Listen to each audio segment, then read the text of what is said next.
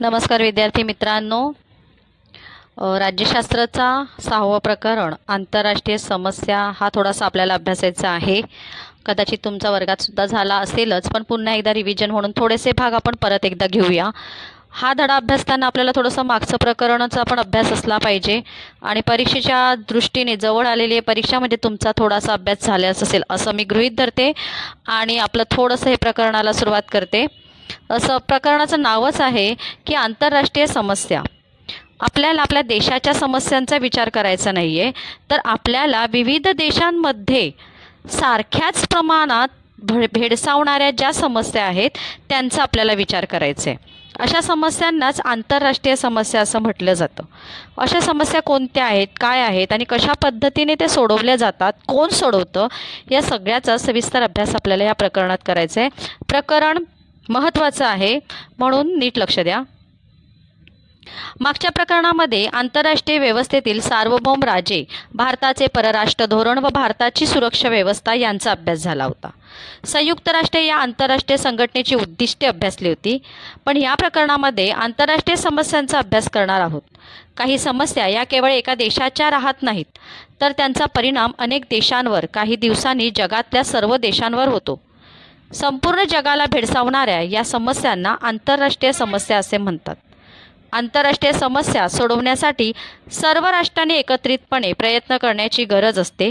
मानवी हक्क, पर्यावरण आणि दहशतवाद यांच्याशी संबंधित समस्यांचा या प्रकरणात आपण अभ्यास करणार आहोत। निर्वासितांचे प्रश्न हा सुद्धा आता एक महत्त्वाचा प्रश्न झालेला आहे। सगळ्यात महत्त्वाचं म्हणजे जे आपल्या प्रकरणाचं नाव आहे आंतरराष्ट्रीय समस्या। काय आहे आंतरराष्ट्रीय समस्या आणि आंतरराष्ट्रीय समस्या कोणाला म्हणायचं आहे हे आपल्या पहिल्यांदा डोक्यामध्ये फिट बसलं पाहिजे। समस्या म्हटली म्हणजे प्रश्न आले, प्रश्न जे आपल्याला भेडसावतात ते प्रश्न। असे प्रश्न जसे एखाद्या व्यक्तीला भेडसावतात तसेच प्रश्न एखाद्या राष्ट्रालाही भेडसावत असतात। बेरोजगारी, आर्थिक टंचाई हे प्रश्न एखाद्या राष्ट्राचेही असतात, तसेच इतर राष्ट्रांचेही असे प्रश्न असतात। मग अशा प्रश्नांना सोडवण्यासाठी काही संघटना ह्या एकत्र येऊन कार्य करत असतात। मग सगळ्यात महत्त्वाचं म्हणजे आता ह्या प्रकरणामध्ये आपल्याला मानवी हक्क, पर्यावरण आणि दहशतवाद या 3 आंतरराष्ट्रीय समस्या ज्या महत्त्वाच्या आहेत त्यांचा पाठपुरावा करायचा आहे। आणि त्याचबरोबर एक आणखी समस्या सध्या उग्र स्वरूप धारण घेत आहे, ती आहे निर्वासितांचे प्रश्न। आता निर्वासित कोणाला म्हटलं जातं? एका राष्ट्रातून दुसऱ्या राष्ट्रामध्ये म्हणजे ते नागरिक त्या राष्ट्राचे नाही आहेत असं सांगितलं जातं। त्यांना नागरिकत्व त्या राष्ट्राचं नाही असं सांगितलं जातं आणि त्यांना त्यांच्या मूळ राष्ट्रात परत पाठवलं जातं। मग त्या देशांनी त्यांचा स्वीकार केला पाहिजे। काय केलं पाहिजे? मग त्यांचे जे प्रश्न निर्माण होतात, आता त्यांनी राहायचं कुठे, करायचं काय, असे अनेक प्रश्न निर्माण होतात। हे आहेत निर्वासितांचे प्रश्न। जसं भारत पाकिस्तानची फाळणी झाली, अनेक भारतातले लोक हे पाकिस्तानमध्ये गेले, पाकिस्तानच्या सरकारने त्यांना त्या ठिकाणी न राहता पुन्हा भारतात पाठवलं। मग ते भारतीय आहेत, पाकिस्तानी आहेत। तो जो प्रश्न निर्माण झाला तो निर्वासितांचा प्रश्न झाला। असे अनेक राष्ट्रांमध्ये प्रश्न हा प्रश्न जो आहे हा सध्या मूळ स्वरूप असं उग्र स्वरूप धारण करत आहे। मूळ प्रश्न तयार झालेला आहे, त्याच्यामुळे ह्याला सुद्धा आंतरराष्ट्रीय समस्येमध्ये स्थान दिलेलं आहे। तर सगळ्यात आधी आहे मानवी हक्क। मानवी हक्क म्हणजे काय? तर मानवाला विविध प्रकारचे हक्क प्रदान करण्यात आलेले आहेत। मानवी हक्क संकल्पनेचा उगम नैसर्गिक हक्कांच्या संकल्पनेत असल्याचे दिसून येते। नैसर्गिक हक्क म्हणजे माणूस म्हणून जन्माला आल्यामुळे जे हक्क प्राप्त होतात ते आहेत मानवी हक्क। माणूस जेव्हा जन्माला येतो तेव्हा त्याला जगण्याचा, श्वास घेण्याचा जे हक्क प्राप्त झालेले ते त्याचे मानवी हक्क। तेव्हा मानवी हक्क म्हणजे माणूस म्हणून समाजाचा एक घटक म्हणून जगण्यासाठी आवश्यक असलेले हक्क। एक व्यक्ती म्हणून त्याला समाजात जगण्यासाठी जे हक्क आहेत, जे हक्क पाहिजे आहेत ते आहेत त्याचे मानवी हक्क। अमेरिकन आणि फ्रेंच राज्यक्रांतीच्या वेळी स्वातंत्र्य, समता, बंधुता, न्याय या मानवी हक्कांचा पुरस्कार करण्यात आला. ज्या राज्यक्रांती घडून आल्या त्याच्यात फ्रान्सची जी राज्यक्रांती घडून आली तिने जगाला खूप मोठी देणगी दिली. कोणती देणगी दिली? तर स्वातंत्र्य, समता, बंधुता आणि न्याय. स्वातंत्र्य, समता, बंधुता हे 3 मूलभूत देणगी त्यांनी सर्व राष्ट्रांना दिली, सर्व जगाला दिली. म्हणून म्हटलं जातं अमेरिका आणि फ्रेंच राज्यक्रांतीतून आपल्याला हे चांगले मानवी हक्क प्राप्त झालेले आहेत. त्याचा पुरस्कार सर्व राष्ट्रांनी केलेला आहे. पण तरीसुद्धा त्या हक्कांची जी पायमल्ली होते त्याच्या विरोधात अनेक संघटना उभ्या राहतात. काही ठिकाणी ते हक्क जे आपले मूलभूत हक्क आहेत ते सुद्धा मानवाला ज्या वेळेला मिळत नाहीत तेव्हा ती एक खूप मोठी समस्या निर्माण होते. तुम्हाला असं वाटेल की असं कुठे घडते, तर असं बऱ्याच ठिकाणी घडते. जे मनुष्याचे, मानवाचे जे मूलभूत हक्क आहेत ते त्यांना मिळत नाहीत. या हक्कांची पूर्तता करण्यासाठी लोकशाही शासन असणं गरजेचं आहे. या विचाराला बळ मिळाले. त्यानंतरच्या काळात युरोपमध्ये अनेक राष्ट्रांनी लोकशाही शासन पद्धतीचा आणि संविधानाचा स्वीकार केला. त्यामुळे शासनाच्या अधिकारावर मर्यादा आल्या. नागरिकांच्या हक्काचे संरक्षण करणे ही शासनाची महत्त्वाची जबाबदारी मानली गेली. आता हे जे मानवी हक्क आहेत, ह्या मानवी हक्कांची जर जोपासना करायची असेल तर सगळ्यात महत्त्वाचं आहे ते म्हणजे त्या देशामध्ये लोकशाही शासन असलं पाहिजे. लोकशाही शासन व्यवस्था जी आपल्या भारताची आहे, लोकांनी, लोकांसाठी, लोकांमधून निवडलेले लोकप्रतिनिधी जे शासन करतात ती आहे लोकशाही. जर लोकशाही शासन व्यवस्था असेल तरच मानवाचे हक्क अबाधित राहू शकतात. ही विचारसंकल्पना, ही विचारधारणा ज्या वेळेला पुढे आली तेव्हा अनेक राष्ट्रांमध्ये लोकशाही शासन व्यवस्थेला सुरुवात झाली आणि शासन व्यवस्था ती आल्यामुळे लोकांचे अधिकाराचे संरक्षण करणे ही महत्त्वाची जबाबदारी शासनाची मानली गेली.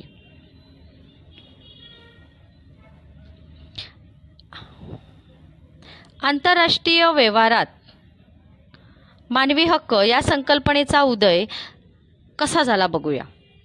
संयुक्त राष्ट्रांची स्थापना झाल्यानंतर मानवी हक्कांचा वैश्विक जाहीरनामा तयार करण्यात आला.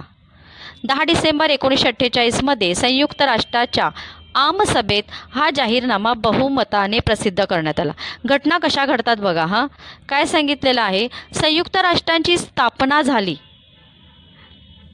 त्या स्थापनेनंतर मानवी हक्काचा वैश्विक जाहीरनामा तयार करण्यात आला. वैश्विक म्हणजे सर्व विश्वासाठी. 10 डिसेंबर 1948 मध्ये संयुक्त राष्ट्राच्या आमसभेत हा जाहीरनामा बहुमताने मान्य करण्यात आला. जाहीरनामा म्हणजे काही त्याच्यामध्ये प्रमुख बाबी नोंदवण्यात आल्या. प्रमुख बाबी ज्या सर्व देशातल्या लोकांना लागू आहेत, सर्व देशातल्या लोकांसाठी त्या चांगल्या आहेत, अशा महत्त्वाच्या गोष्टी त्याच्यामध्ये नमूद करण्यात आल्या. आणि तो जो वैश्विक जाहीरनामा त्या ठिकाणी जो सांगितला गेला तो आमसभेमध्ये सांगितला गेला आणि हा जाहीरनामा बहुमताने मान्य करण्यात आला की त्यामध्ये असलेल्या सगळ्या गोष्टी कशा आहेत, योग्य आहेत. त्यानंतर 1966 मध्ये नागरी आणि राजकीय हक्कांचा आंतरराष्ट्रीय करार आणि आर्थिक, सामाजिक, सांस्कृतिक हक्कांचा करार या 2 करारांना संयुक्त राष्ट्रांच्या आमसभेत मान्यता दिली. बघा, संयुक्त राष्ट्राच्या आमसभेमध्ये 2 गोष्टी महत्त्वाच्या ठरलेल्या आहेत. एक म्हणजे वैश्विक जाहीरनामा त्या ठिकाणी संमत करण्यात आला आणि सेकंड म्हणजे 1966 मध्ये नागरी आणि राजकीय हक्कांचा आंतरराष्ट्रीय करार आणि आर्थिक, सामाजिक, सांस्कृतिक हक्कांचा करार. आर्थिक, सामाजिक, सांस्कृतिक हक्कांचा करार या 2 करारांना संयुक्त राष्ट्राच्या आमसभेने मान्यता दिली. आंतरराष्ट्रीय करार आणि आर्थिक, सामाजिक, सांस्कृतिक हक्काचा करार या दोन्ही गोष्टींना मान्यता दिली. हे 2 करार आंतरराष्ट्रीय कायद्याचाच भाग आहेत. या कराराचे पालन सदस्य राष्ट्रांनी करणे बंधनकारक आहे.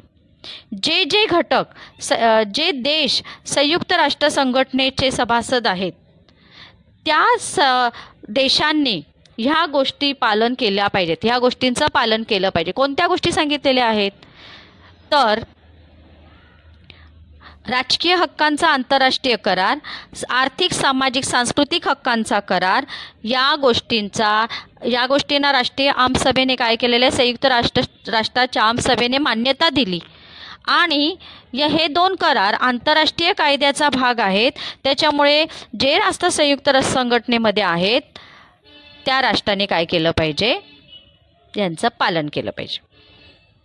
मानवी हक्कांमध्ये काय आहे, जीविताचा, प्रत्येकाला जगण्याचा हक्क आहे. अन्न, वस्त्र, निवारा, शिक्षण आणि आरोग्य या प्रमुख हक्कांचा समावेश आहे. म्हणजे प्रत्येकाला ह्या ज्या मूलभूत गरजा आहेत ह्या मिळाल्याच पाहिजेत.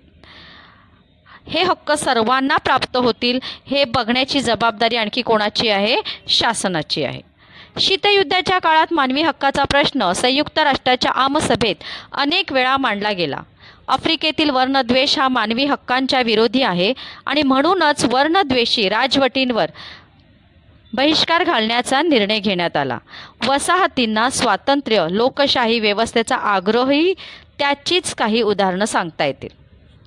शीतयुद्ध, या शीतयुद्धाच्या काळामध्ये मानवी हक्काचा प्रश्न हा आमसभेमध्ये, संयुक्त राष्ट्राच्या आमसभेमध्ये बहुतेक वेळा मांडला गेला.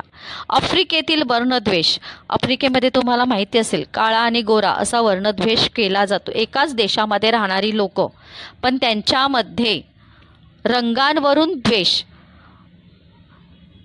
केला जातो आणि आजही तो त्या ठिकाणी आहे, पण त्याचं स्वरूप थोडंसं कमी झालेलं आहे.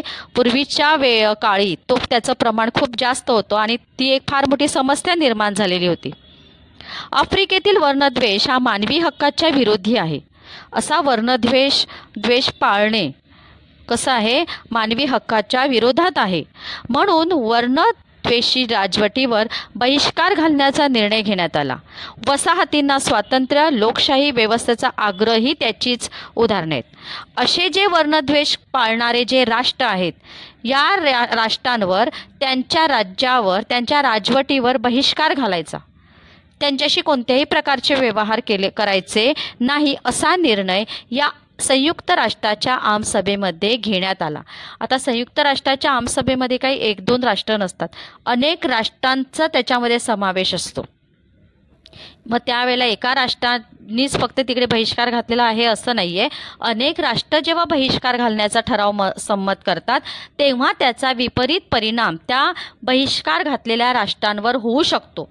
म्हणून त्यांच्यावर तो दबाव येतो की अशा पद्धतीने जर आपल्या देशावर हे सर्व राष्ट्र जर बहिष्कार घालणार असतील व्यापाराच्या बाबतीत, इतर अनेक बाबतीमध्ये, कारण प्रत्येक राष्ट्र काही स्वयंपूर्ण नाही आहे, प्रत्येक राष्ट्राला हे दुसऱ्या राष्ट्रावर अवलंबून राहावंच लागते. मग जर असा बहिष्कार घातला तर त्यांची अनेक बाजूने कुचंबना होण्याची शक्यता असते. मग दबावाखाली येऊन ते काय करतात, त्यांच्याकडच्या ज्या अशा जटिल समस्या आहेत त्यावर विचारविनिमय करत असतात. आधुनिक काळात वांशिक संघर्ष, सीमावाद, दहशतवाद अशा समस्यांमुळे मानवी हक्कांना मोठ्या प्रमाणावर बाधा पोचते आहे. याशिवाय अनेक जागतिक स्वरूपाचे प्रश्न जसे साथीचे रोग, पर्यावरणाला असलेला धोका, नैसर्गिक आपत्ती यामुळे मानवी हक्काची संकल्पना ही आता अधिक व्यापक झाली आहे. पर्यावरण संरक्षण, शाश्वत, आता बघा हा पॉईंट पहिला आधी पण घेऊया. ह्याच्यात काय सांगितलेलं आहे की आजच्या आधुनिक काळामध्ये हे वांशिक संघर्ष, वंशावरनं होणारे संघर्ष, त्याचबरोबर सीमावाद हा फार मोठा प्रश्न आहे. हा एका राज्यामध्ये सुद्धा असतो, एका देशामध्ये तर सीमावादाचे प्रश्न फार मोठे आहेत. आपल्या भारतामध्ये सुद्धा महाराष्ट्राची बाँड्री, कर्नाटकची बाँड्री ही अगदी लागून असल्यामुळे त्या सीमेवर असलेले जे गाव आहेत हे गाव कोणत्या राज्यात येणार, कर्नाटकमध्ये येणार की महाराष्ट्रात जाणार, ह्याच्यावरून वाद होत असतात. त्या ठिकाणी वाहणारी जी नदी आहे त्या नदीचं पाणी कोणत्या राज्यांनी घ्यायचं ह्याच्यावरून वाद होत असतात. असे भारतामध्ये सुद्धा सीमावादाचे मोठे प्रश्न असतात. सगळ्यात मोठा प्रश्न तर आपला काश्मीरचा आहे, तुम्हाला सगळ्यांनाच माहीत असेल. काश्मीर अर्धा पाकिस्तानमध्ये गेलेला आहे, अर्धा भारतात आहे. मग जो भारतात आहे तो पाकिस्तानवाल्यांना पाहिजे आणि जो पाकिस्तानमध्ये आहे तो भारतीय सांगतात की आमचा आहे. मग हे जे सीमावादाचे प्रश्न आहेत असे अनेक देशांमध्ये हे प्रश्न असतात. आणि सगळ्यात मोठा प्रश्न आहे तो दहशतवादाचा. लोकांमध्ये घबराट निर्माण करून, लोकांवर वचक बसवून, लोकांवर एक वर्चस्व निर्माण करण्याची, लोकांमध्ये भीती निर्माण करण्याचा प्रयत्न अनेक संघटना करत असतात आणि देशामध्ये ती भीती पसरवण्यासाठी ते अनेक गैरमार्गाचा वापर करून ते करत असतात. अशा दहशतवादी ज्या संघटना असतात, ह्या संघटनांवर कार्य करण्यासाठी ह्या संयुक्त राष्ट्र संघटना कार्य करत असते. आता ह्या एवढ्याच समस्या नाही आहेत, ह्याच्या व्यतिरिक्त पण कोणते आणखी जागतिक प्रश्न आहेत? तर साथीचे रोग. आता जसं मागच्या वेळेला आपल्याकडे कोरोनाचा काळ आला, आपल्याचकडे नाही सर्व जगामध्ये आला, ती एक जागतिक समस्या निर्माण झालेली. पर्यावरणाला असलेला धोका आपण बघतोय की पर्यावरणाला मोठ्या प्रमाणात कसा धोका निर्माण होत चाललेला आहे, फक्त भारतातच नाही तर संपूर्ण जगामध्ये. मग त्याच्यावर काय आपल्याला त्या उपाय करता येतील? नैसर्गिक आपत्ती, यामुळे मानवी हक्कांची संकल्पना ही आता कशी झाली आहे, व्यापक झाली आहे. फक्त कुठल्या मानवाचे, त्या देशातल्या मानवाचे हक्क एवढाच प्रश्न उपस्थित राहिलेला नाही आहे, तर आता अनेक अशा ज्या समस्या आहेत त्या समस्यांवर या ठिकाणी विचारविनिमय केला जातो. चौकोनातले जे काही आहेत ते तुम्ही वाचायचे, ते अतिशय महत्त्वाची माहिती असते, पण इथे वेळ जाऊ नये म्हणून मी ते वाचत नाही आहे. मानवी हक्क आणि भारत. आता भारताच्या संदर्भात आपण याचा विचार करूया. भारतीय संविधानात मानवी हक्कांना मूलभूत हक्कांचे स्थान देण्यात आले आहे. संविधानातील मूलभूत हक्कांबरोबरच दुर्बल घटक, स्त्रिया, अल्पसंख्य यांच्या संरक्षणाची जबाबदारी शासनावर आहे. भारताचं संविधानच इतक्या विचारपूर्वक आणि इतक्या छोट्या छोट्या गोष्टींचा विचार करून लिहिलेला आहे की भारतामध्ये मानवी हक्कांना फार महत्त्वाचं स्थान दिलेलं आहे. आता तुम्ही मानवी हक्कांचा अभ्यास मला वाटते 6वीच्या तुमच्या इतिहासाच्या नागरिकशास्त्राच्या प्रकरणामध्ये केलेलं असेलच. आपल्याला कोणते मूलभूत हक्क आहेत, आपले कर्तव्य काय आहेत, आपल्या जबाबदाऱ्या काय आहेत, ह्याचा अभ्यास त्या ठिकाणी तुमचा झालेला आहे. मग संविधानातील हे जे आपले हक्क आपल्याला दिलेले आहेत, त्याचबरोबर आपण त्यांचा तर विचार करतोच, पण त्याचबरोबर आपल्या समाजामध्ये जे दुर्बल घटक आहेत, स्त्रिया आहेत, अल्पसंख्याक काही लोक आहेत, त्यांच्या संरक्षणाची जबाबदारीसुद्धा शासनाने घेतली. 1993मध्ये मानवी हक्क संरक्षण कायदा करण्यात आला. या कायद्याअंतर्गत राष्ट्रीय मानवी हक्क आयोग राबवण्यात. ते बघा, हे पहिलं महत्त्वाचं लक्षात घ्या की आपल्याकडे भारतामध्ये 1993मध्ये मानवी हक्क संरक्षण कायदा करण्यात आला. कुठेतरी 1 मार्काच्या एका वाक्यात उत्तरे लिहा किंवा जोड्या लावा, ह्याच्यामध्ये कुठेही येऊ शकतो प्रश्न. 1993मध्ये मानवी हक्क संरक्षण कायदा करण्यात आला आणि त्याचबरोबर या कायद्याअंतर्गत राष्ट्रीय मानवी हक्क आयोग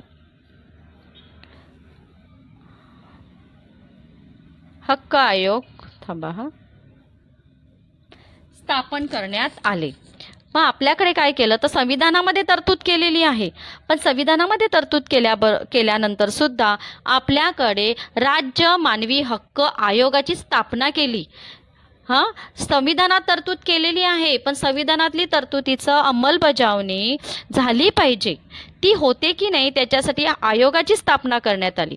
मानवी हक्काचे उल्लंघन झाल्यास त्या संबंधात तक्रारीची दखल घेणे आणि त्याबाबत योग्य कारवाई करणे ही मानवी हक्क आयोगाची जबाबदारी आहे. जर अशी एखादी तक्रार आली तर त्या तक्रारीची दखल घेणे आणि त्या संदर्भामध्ये त्याची योग्य ती कारवाई करणे ही जबाबदारी कोणाची झाली आहे? मानवी हक्क आयोगाची. तुम्हाला प्रश्न विचारलाय, सध्या मानवी हक्क आयोगाचे अध्यक्ष कोण शोधायचं आणि मला चॅटबॉक्समध्ये टाकायचं. दुसरी समस्या आहे पर्यावरण. सध्या काळात मानवी हक्काची संकल्पना अधिक व्यापक झाली असून सुरक्षित पर्यावरण हा एक महत्त्वाचा मानवी हक्क आहे. आंतरराष्ट्रीय स्तरावर पर्यावरण संरक्षणाची जाणीव आणि गरज 1970मध्ये मांडली गेली. मोठ्या प्रमाणावर होत असलेले औद्योगिकीकरण, वाढत चाललेली ऊर्जेची गरज यामुळे पर्यावरणाला धोका होतो आहे, असे पर्यावरणाचा अभ्यास करणाऱ्यांचे विशेष तज्ज्ञांचे मत आहे. ही समस्या तुम्हालाही माहिती असेलच. पर्यावरणाची समस्या गंभीर समस्या आहे. यावेळचा हिवाळा महिना त्या मानाने थोडा चांगलाच गेला. आता फेब्रुवारी महिन्यापासून तुम्हाला थोडीशी उन्हाची झळ बसायला सुरुवात होईल, उन्हाचे चटके लागतील आणि मग आपल्याला जाणीव होते ती ठिकठिकाणी असलेली झाडं, त्यांची सावली. पण ही झाडं जी 5 जून पर्यावरण दिनाच्या दिवशी फक्त काय करतात, वृक्षारोपणाचा कार्यक्रम केला जातो. त्यानंतर त्या ची देखभाल करणे, त्या झाडांकडे लक्ष देणे, लावलेल्या झाडांमध्ये किती झाडं जगलेत इकडे फार दुर्लक्ष होते. त्यामुळे पर्यावरणाची काळजी पाहिजे तशी घेतली जात नाही. जी झाडं आहेत ती झाडं आपल्या वाढत्या लोकसंख्येमुळे ठिकठिकाणी घरं बांधण्यासाठी, वेगवेगळ्या कामासाठी जंगलतोड केली जाते. जंगलतोड कायद्याने बंदी आणलेली आहे, तरीसुद्धा बऱ्याच वेळेला आपल्याला हे पाहायला मिळतं. मग मानवी हक्कामध्ये पर्यावरण ही एक महत्त्वाची समस्या आहे आणि ती सुरक्षित राहणं अतिशय गरजेचं आहे. त्याचा विचार फक्त देशाच्या स्तरावर नाही आहे, तर आंतरराष्ट्रीय स्तरावर झाला पाहिजे. म्हणून आंतरराष्ट्रीय स्तरावर पर्यावरण संरक्षणाची जाणीव आणि गरज हा विषय 1970मध्ये मांडलेला आहे. मोठ्या प्रमाणावर जे काही औद्योगिकीकरण वाढत चाललेलं आहे, लोकांच्या वाढत्या ऊर्जेची गरज पूर्ण करायची आणि त्याचा सगळ्यात मोठा धोका कोणाला बसलेला आहे? पर्यावरणाला. पर्यावरणाचा अभ्यास करणाऱ्यांचं हे मतच आहे. त्या कार्यकर्त्यांनी 22 एप्रिल 1970मध्ये पहिला वसुंधरा दिवस साजरा केला. शेतीत मोठ्या प्रमाणावर वापरली जाणारी रासायनिक खते, कीटकनाशके, वाहनांमुळे होणारे ध्वनी प्रदूषण, अणुऊर्जा भट्ट्यांमधून होणारा किरणोत्सर्ग, तेल गळती आणि रासायनिक वायूंची गळती या सर्वांमुळे पर्यावरण असुरक्षित बनते आणि विविध समस्या निर्माण होतात. या जाणीवेतून पर्यावरण सुरक्षा हा प्रश्न आंतरराष्ट्रीय स्तरावर चर्चेला गेलेला आहे. आता बघा, आपल्या देशातच नाही आहे तर पर्यावरण सुरक्षा हा प्रश्न कुठे गेलेला आहे? आंतरराष्ट्रीय स्तरावर. हा आपल्या देशाचा नाही, अनेक देशांचा हा प्रश्न निर्माण झालेला आहे. अनेक देशामध्ये औद्योगिकीकरण सुरू झालेलं आहे. अनेक देशामध्ये वाढत्या ऊर्जेची गरज पूर्ण करण्यासाठी या ठिकाणी मोठ्या प्रमाणावर पर्यावरणाचा बळी जात आहे. त्याच्यामुळे आपल्याला काय करायचं आहे? ह्या प्रश्न त्या ठिकाणी आंतरराष्ट्रीय स्तरावर त्याच्यावर विविध प्रकारची चर्चा होते, त्याच्यावर उपाय सुचवले जातात, त्या उपायांची अंमलबजावणी विविध देशांमध्ये करण्याचा प्रयत्न केला जातो.